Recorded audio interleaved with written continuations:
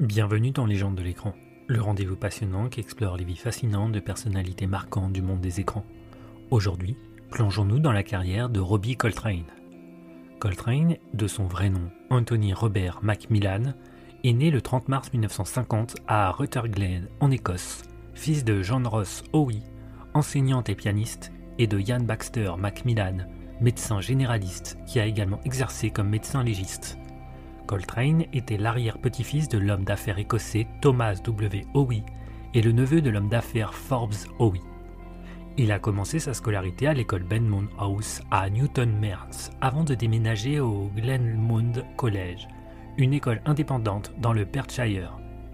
Bien qu'il ait plus tard décrit ses expériences là-bas comme profondément malheureuses, il a joué pour la première équipe de rugby, a été président de la société de débat de l'école et a remporté des prix pour son art.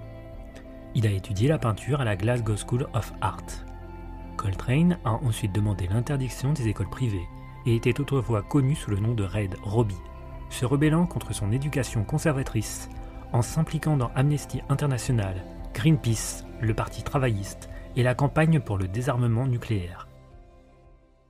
Coltrane s'est lancé dans le métier d'acteur au début de la vingtaine, adoptant le nom de scène de Coltrane en hommage au saxophoniste de jazz John Coltrane et travaillant dans le théâtre et la comédie. Il est apparu dans la première production théâtrale de The Slap Boys de John Byrne au Traverse Théâtre d'Édimbourg. Ses talents comiques lui ont valu des rôles dans la série The Comic Strip Presents et en 1993, il a réalisé et coécrit l'épisode Jealousy de la série 5 ainsi que dans le spectacle de sketch comique Alfresco. En 1984, il est apparu dans I Kick Up the 80s et Law I Nearly Paid My License Fee et est crédité en tant qu'écrivain pour les deux. Coltrane a ensuite enchaîné les rôles au cinéma dans des films tels que Fletch Gordon, Death Watch, Balaam, Gateway to South, Scrubbers, Krull, The Superglass, Defense of the Realm, Absolute Beginner, Mona Lisa et a joué le rôle d'Annabelle dans The Fruit Machine. À la télévision, il est apparu dans The Young Ones Tutti Frutti.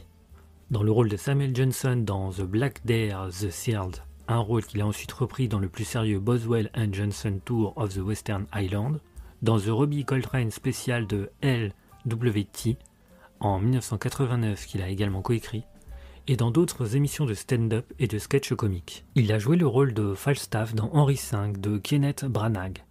La même année, il a joué aux côtés de Jeremy Irons dans l'adaptation télévisée du livre pour enfants de Roald Dahl, Danny the Champions of the World. Il a joué aux côtés d'Eric Idle dans Nuns on the Run et a incarné le pape dans The Pope Must Die. Il a également joué un détective privé en herbe obsédé par Humphrey Bogart dans le téléfilm The Boogeyman.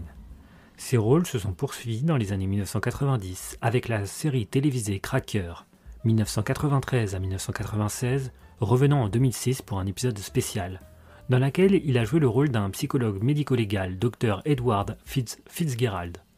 Ce rôle lui a valu 3 prix BAFTA.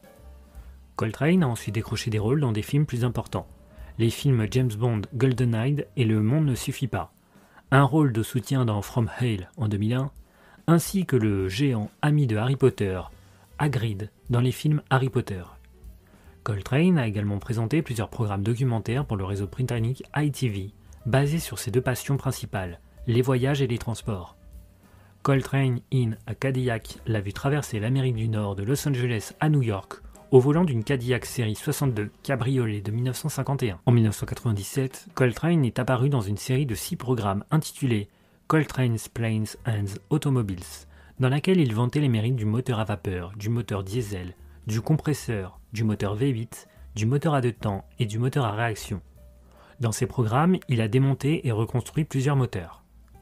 En septembre 2006, Coltrane a été classé 11e dans la liste des 50 plus grandes stars de la télévision d'ITV et 6e dans un sondage auprès de 2000 adultes à travers le Royaume-Uni pour trouver le plus célèbre écossais, derrière le monstre du Loch Ness, Robert Burns, Sean Connery, Robert the Bruce et William Wallace. En août 2007, Coltrane a présenté une série pour ITV appelée Beer Road Britain, dans laquelle il a voyagé de Londres à Glasgow en s'arrêtant dans des villes et des villages en chemin. Coltrane a prêté sa voix à des personnages dans plusieurs films d'animation, dont Le Conte de Despero, Rebelle de Pixar, ainsi que les rôles principaux de Gobi et le Gruffalo. En 2016, Coltrane a joué dans National Treasure, un drame en 4 parties.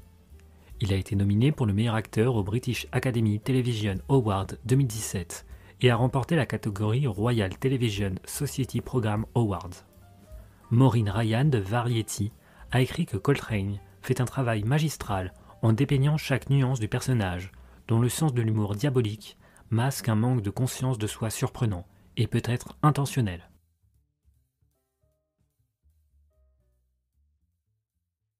Coltrane a souffert d'ostéoarthrite plus tard dans sa vie.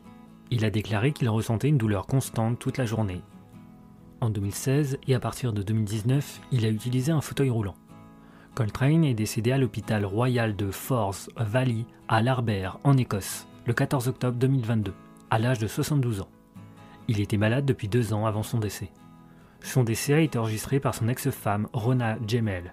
Le certificat de décès a indiqué comme cause un dysfonctionnement de plusieurs organes compliqué par une septicémie, une infection des voies respiratoires inférieures et un blocage cardiaque. Il avait également été diagnostiqué avec de l'obésité et du diabète de type 2.